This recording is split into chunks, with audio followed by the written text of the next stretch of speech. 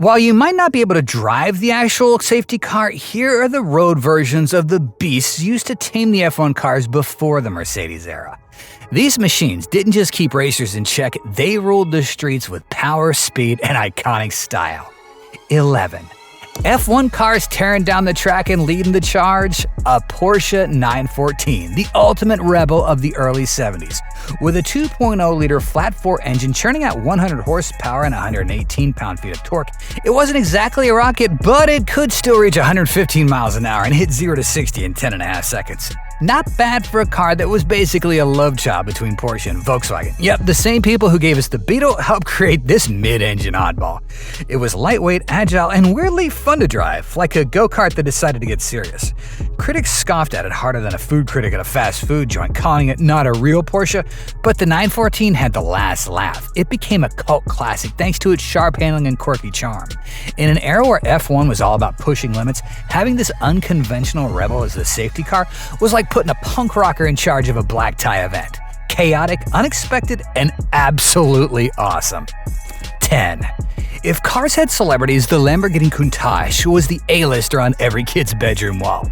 With a 4.8-liter V12 delivering a screaming 375 horsepower and 302 pound-feet of torque, it blasted to 182 miles an hour and did 0 to 60 in 5.6 seconds. Fast enough to leave jaws on the floor. But let's be honest, this car wasn't just about speed. Those scissor doors, iconic. That wedge shape, straight out of a sci-fi movie.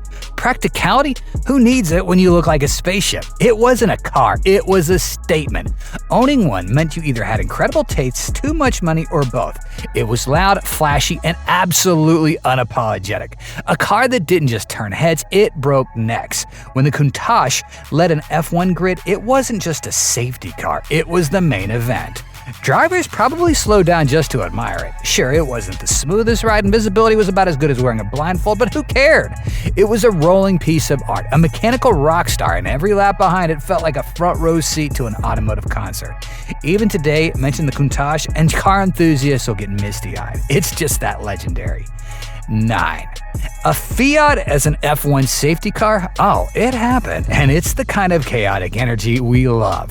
The 1993 Fiat Tempra packed a 2.0-liter inline-4 engine, delivering a modest 113 horsepower and 121 pound-feet of torque. It wasn't setting any land speed records with a top speed of 115 miles an hour and a 0 to 60 time of 10 seconds, but here's the twist. It had an electronic dashboard with a digital display which felt like space-age tech back in the early 90s. Plus, it had enough room for the safety crew to stretch out and maybe even enjoy a snack while F1 cars blasted past at 3 times the speed. It was practical, no frills, and as reliable as your favorite coffee mug. This wasn't a car trying to steal the spotlight, it was the plucky underdog holding its ground. Watching the Tempra lead an F1 grid was like seeing a librarian win a rap battle, and honestly, we're living for that kind of wild contrast. 8. The 1993 Ford Escort RS Cosworth didn't just show up, it kicked the door down and did a burnout for good measure. With a 2.0-liter turbocharged inline-4 packing 224 horsepower and 224 pound-feet of torque, it hit 0 to 60 in 5.7 seconds and topped out at 137 miles an hour. That may not sound earth-shattering, but for a turbocharged pocket rocket in the 90s, it was pure adrenaline. Born from the dirt and danger of rally racing, this beast brought that rough and ready energy to the F1. And that massive whale tail spoiler, not just for show, it was like a parachute keeping this wild child planted on the road. It looked like it was ready to throw down with the F1 cars rather than babysit them. Seeing the Escort RS Cosworth lead the pack felt like a street racer crashing a black tie event and pulling it off flawlessly. It didn't follow the rules, and frankly, a car this cool never should. 7. The 1994 Honda Prelude was the cool nerd of the car world. Smart, stylish, and surprisingly quick. Under the hood, it packed a 2.2-liter inline-4 engine, H22A, pushing 190 horsepower and 158 pound-feet of torque. It sprinted to 140 miles an hour and did 0 to 60 in 7.5 seconds. Not exactly a rocket, but here's where it got spicy. Honda's Active Torque Transfer System, ATTS, this fancy tech made it handle like a dream, carving corners with surgical precision. It was like the car had a sixth sense for grip. Sure, it didn't have the screaming V12s or outrageous spoilers of its F1 safety car buddies, but it made up for it by being smooth, controlled, and undeniable undeniably cool, like the quiet genius who secretly aces every exam. Watching the Prelude lead an F1 grid, it felt like a responsible older sibling keeping a bunch of adrenaline-fueled toddlers from setting the house on fire, and did it with style. 6. The 1994 Opel Vectra wasn't just here to win beauty contests, it was here to get the job done. Under the hood, it packed a 2.0-liter inline-4, delivering 136 horsepower and 133 pound-feet of torque. It topped out at 130 miles an hour and did 0 to 60 in 8.5 seconds. Not exactly lightning fast, but hey, it was dependable. And when you're leading a pack of million-dollar land rockets, reliability's kind of a big deal. This wasn't some show-off sports car flexing its muscles. It was the no-nonsense sedan that showed up, did its job, and didn't ask for applause. It was basically the safety car equivalent of dad wearing cargo shorts.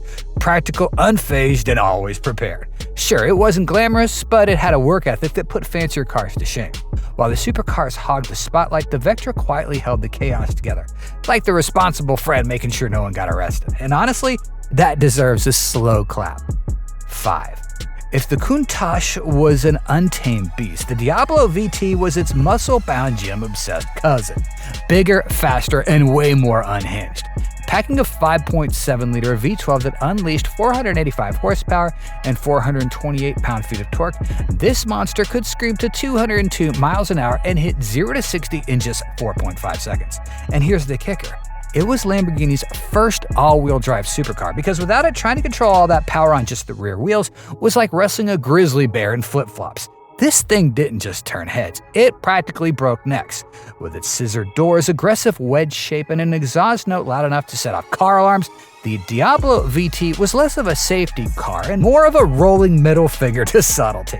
Watching it lead an F1 pack was like seeing a dragon babysit a bunch of racehorses. Chaotic, ridiculously, and absolutely awesome. Honestly, if you're gonna call it a safety car, why not make it the loudest, meanest thing on the track? Because nothing says safety first like a fire-breathing V12-powered supercar that looks like it's ready to fight everyone in the pit lane. 4. When a car earns the nickname the Widowmaker, you know it's not messing around.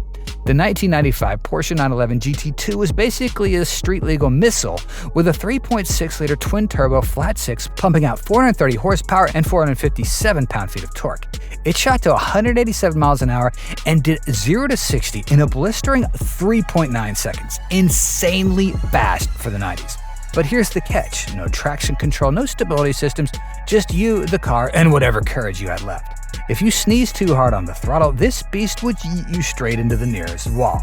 Driving it wasn't just a challenge, it was a survival test, and using it as an F1 safety car, that felt like handing a flamethrower to a firefighter.